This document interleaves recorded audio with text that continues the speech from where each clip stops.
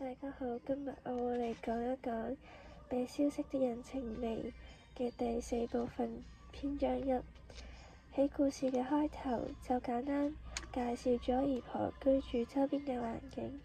以及作者被公司裁員，要面對工作同埋居住環境嘅改變。但係作者嘅新工作並不如意，又俾人指罵係呃錢，因此就產生咗自殺嘅念頭。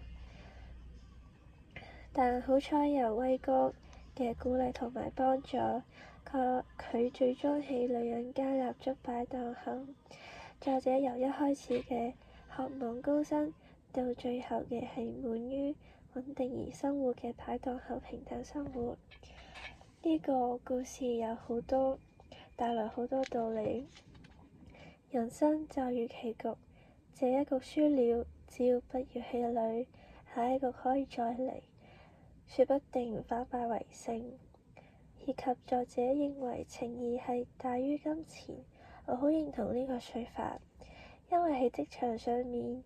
係冷冰冰嘅，冇感情嘅，只着重金錢利益，同事之間都有好多人事爭鬥，而佢擺檔口就唔同啦，佢哋係互相互助，係好踏實而有愛同埋感情嘅。對於這些道理，我覺得作者失敗一時係唔緊要嘅，因為輸一時就唔等於輸一世，點都會有東山再起嘅一日。更何況成功又唔一定係有一個高薪嘅工作。就好似作者咁，一開始佢係好渴望有一個高薪嘅工作，但係佢後尾面對有一個新嘅工作嘅機會，有一個新嘅有高薪工作嘅機會，佢都係選擇放棄，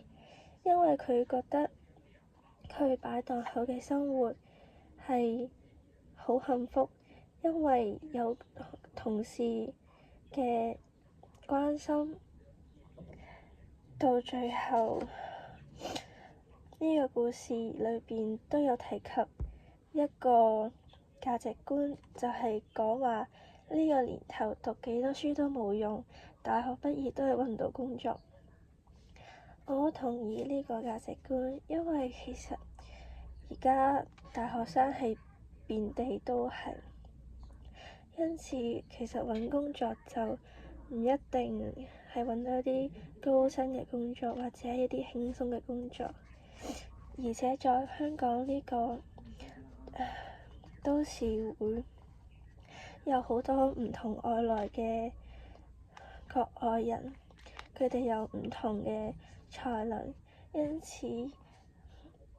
讀書多都唔一定揾到一份好嘅工作。我認為與其讀多啲書，不如去